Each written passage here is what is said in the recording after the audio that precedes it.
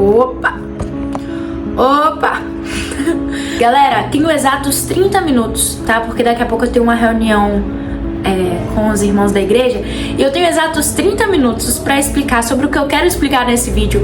Por favor, só tente entrar no meu raciocínio. E se vocês não conseguirem, a gente marca um café. Enfim, vocês já sabem disso, né? Direto ao assunto, eu quero falar sobre esse livro, que ele é bem curtinho, mas que eu marquei tanto, que eu escrevi tanto, meu Deus. Eu demorei pra terminar esse livro também. O nome dele é O Mito de Sísifo. Quero deixar claro que não estou indicando a ninguém, porque eu acho que indicação é algo muito, assim, que realmente deve ser indicado. E é quando o assunto de fato vale a pena. E eu acho que isso aqui, se não for pra analisar da forma que eu analisei, a não ser que exista outra forma que eu não prestei atenção, eu acho que não chega a valer tanto a pena. Ah, Duda, então você perdeu o seu tempo. Galera, não é isso, eu vou explicar nesse vídeo, calma. Mas esse livro é uma bomba, tá? Por isso que eu demorei tanto pra ler, porque não foi uma coisa assim muito fácil. Mas enfim, é de Albert Camus, acho que é assim que se fala. Eu devo errar vários nomes, mas é isso. E é O Mito de Sísifo, que eu já ouvi alguém dizer que é o mito de Sísifo, tá? Mas é Sísifo, na minha cabeça é Sísifo. Eu também trouxe outros livros que na verdade foi ele que trouxe e que eu tinha, inclusive, isso foi muito interessante, mas enfim. O Processo de Kafka, A Metamorfose de Kafka também, e por último Os Demônios, que é de Dostoiévski. Mas olha o tamanho disso aqui. Eu tenho alguma fé que eu vou terminar isso aqui ano que vem, mas sobre fé falaremos nesse vídeo. Pra começar, vou começar contextualizando sobre o absurdo, tá? Basicamente, o absurdo é um absurdo. É quando você tem uma pergunta e não tem uma resposta. Então é óbvio que ele vai trazer isso aqui como a ideia central. É o que ele fala o livro todo e que ele vai trazer e contextualizar com esses outros autores que supostamente ali vão estar envolvendo o absurdo, né? O absurdismo, algo do tipo. Mas a ideia central é que você tem uma indignação e essa indignação não tem solução. Diante disso, você vai ingressar naquilo que ele chama de aceitação lúcida. Mas calma que eu vou explicar aos poucos. Eu comecei escrevendo a partir da página 53, para ser mais exata. E eu comecei falando sobre o absurdo, né? Para ele, no caso o autor, o homem absurdo, ele reconhece a luta, não despreza em absoluta razão e admite o irracional, tá? Ele até chega a admitir que o irracional é de fato irracional para ele. Mas ele absorve a experiência, então para ele o que é real é aquilo ali que ele vê, aquilo ali que ele experimenta, enfim, aquele negócio bem por experiência, sabe? Eu só acredito vendo.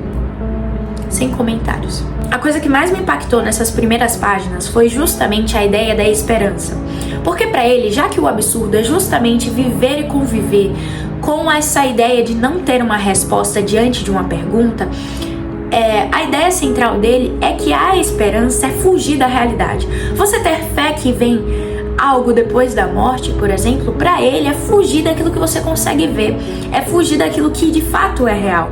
E por isso, inicialmente ali, a conversa dele é buscar não ter esperança. Mas ele repudiou tanto a esperança, tanto, e ele não parava de falar sobre que esperança é fugir da realidade. Depois ele vai explicar de outros tipos de esperança, mas pra mim, a esperança é um negócio simples, é um negócio muito compacto.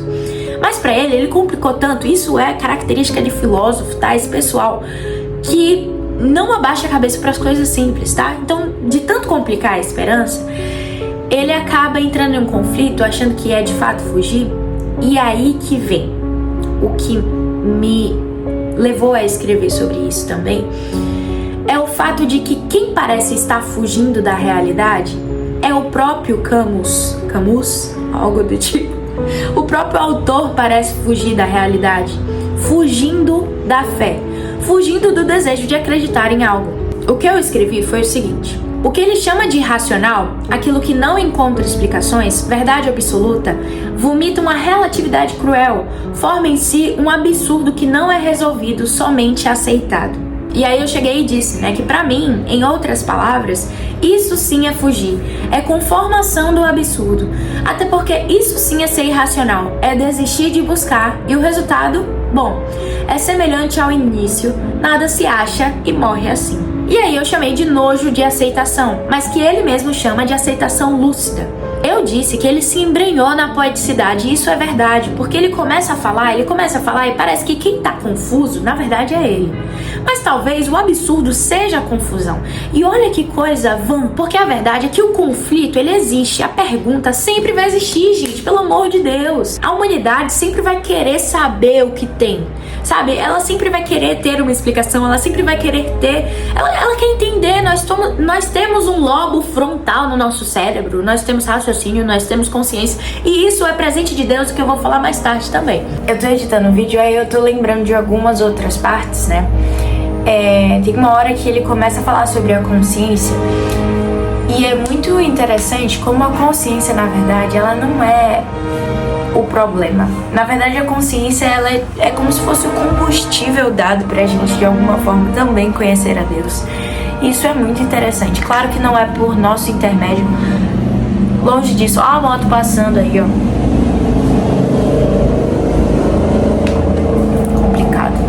Complicado, mas glória a Deus.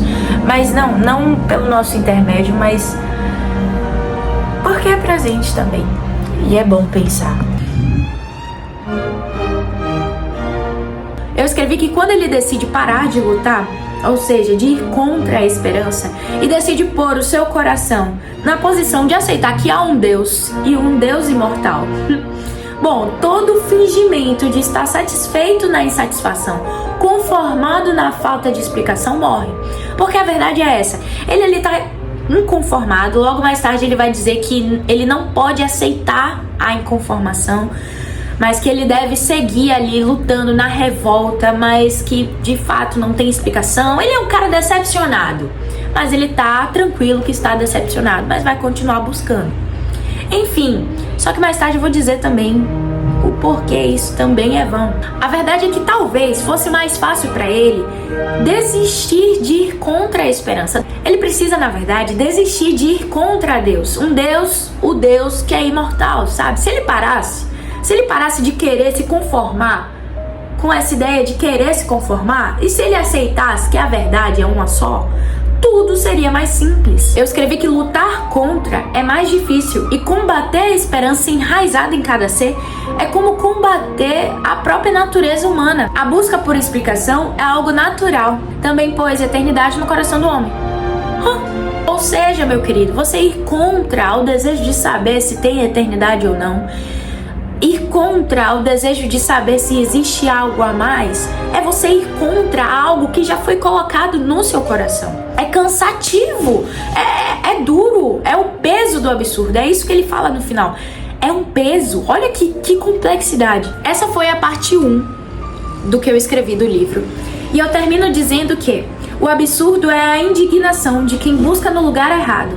E a aceitação lúcida é o cansaço de alguém que, de tanto dar tiro no escuro, prefere se sentar no meio do campo de batalha e esperar a sua vez. O absurdo é justamente essa indignação de quem busca no lugar errado. O problema não é buscar, o problema é buscar no lugar errado. A aceitação lúcida não é esse negócio bonitinho de tá tudo bem, tá tudo legal. Na verdade, é o cansaço de alguém, na minha mente, pelo menos é isso. É o cansaço de alguém que, de tanto dar tiro no escuro, prefere se sentar no campo de batalha e esperar a sua vez, meus queridos. Pra mim, é a aceitação do orgulho, da ignorância, é a falta de, sabe, poxa, eu vou acreditar no Deus que é óbvio. Agora eu falo sobre o orgulho, que é algo interessante, que talvez seja bem plausível agora.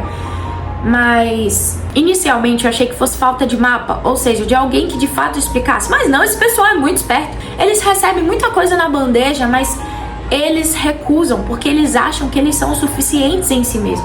Por isso, eu acho que também é confiança demais em si e busca inútil no vão. Uma coisa interessante é que parece que tudo isso de querer estar ok numa ideia falsa de que não existe nada além é o desgosto da misericórdia de Deus em se revelar ao homem e dar sentido na vida. Deus deu sentido na vida, Ele é a vida e Ele é a misericórdia, porque Ele nos trouxe pra perto dele, sabe? Isso é muito demais, isso é muito assim, arrebatador, sabe? Poxa, qual é a dificuldade de buscar entender que isso sim é de graça, e isso sim é muito doido, mas é a verdade. Isso é maravilhoso, e que bom que é a verdade. mas as pessoas, elas buscam muito aquilo que faz sentido. E é um pouco complicado, inclusive, pela racionalidade humana ali, entender que um Deus fala com os humanos. E isso ele traz como esse conflito de hierarquia, né?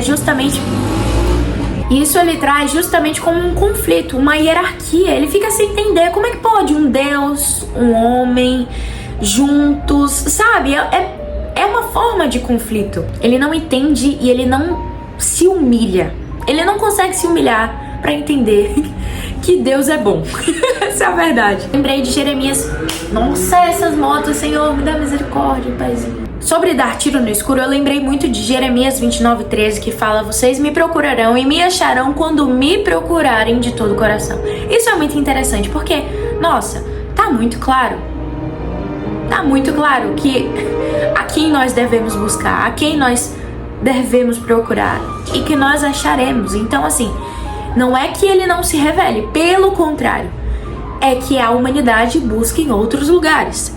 Bom, agora vamos para a parte 2. Olha que interessante o que ele falou. Isso aqui pra mim foi muito explícito. Aí o autor chega e fala: a ideia de uma arte separada do seu criador não apenas está fora de moda, mas também é falsa. Eu acho que já diz muita coisa, sabe? Ele tinha outra intenção. Ele tinha uma intenção de falar alguma coisa que ele queria falar, mas há uma contradição, sabe? A arte, ela não pode ser autônoma do seu criador. Isso é muito sobrenatural, porque nós não podemos ser independentes. E isso é muito mais claro, isso fica muito mais claro mais tarde no livro, quando ele começa a falar sobre uma suposta conclusão aí que outros tiveram, que é muita ignorância. A parte 3 que eu escrevi, ele fala o seguinte: um pouco de pensamento afasta da vida, mas muito pensamento retorna a ela. Gente, quando eu li isso, eu lembrei daquele carinha, Louis Pasteur.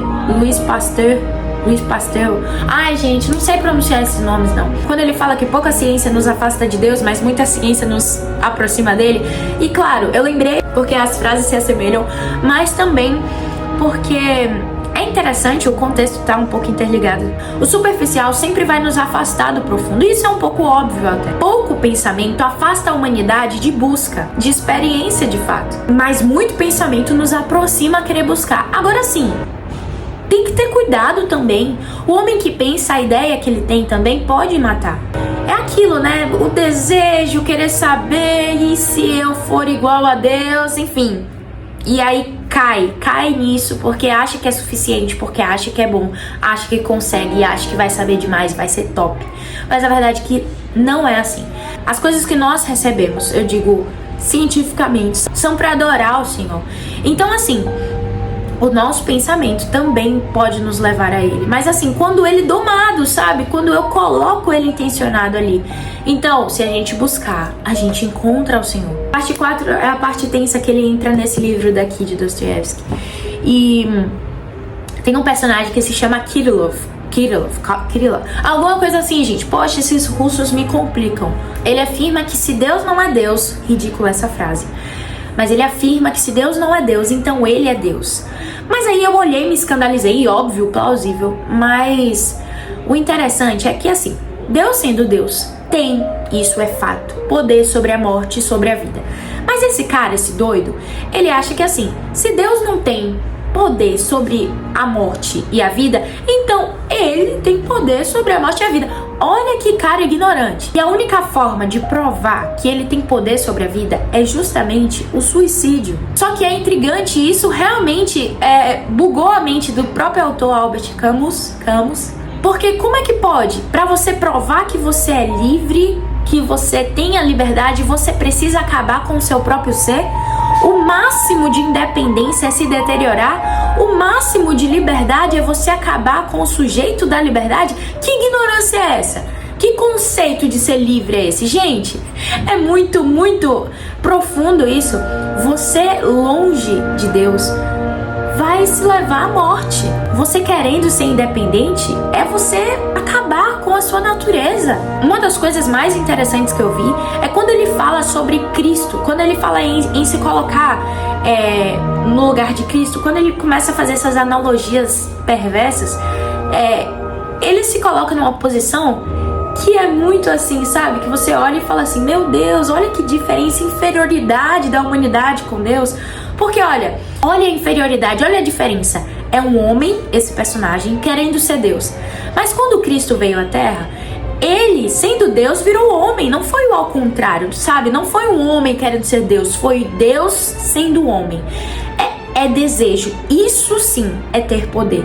É Deus se fazendo homem, sabe? Isso é ser soberano. Isso é Deus.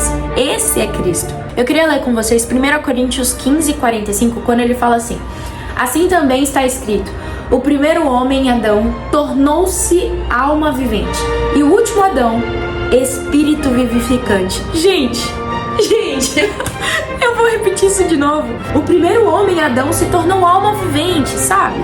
Mas o último Adão, espírito vivificante. Dá pra ver a diferença entre os dois termos, as duas coisas. Gente, é sobrenatural, sabe?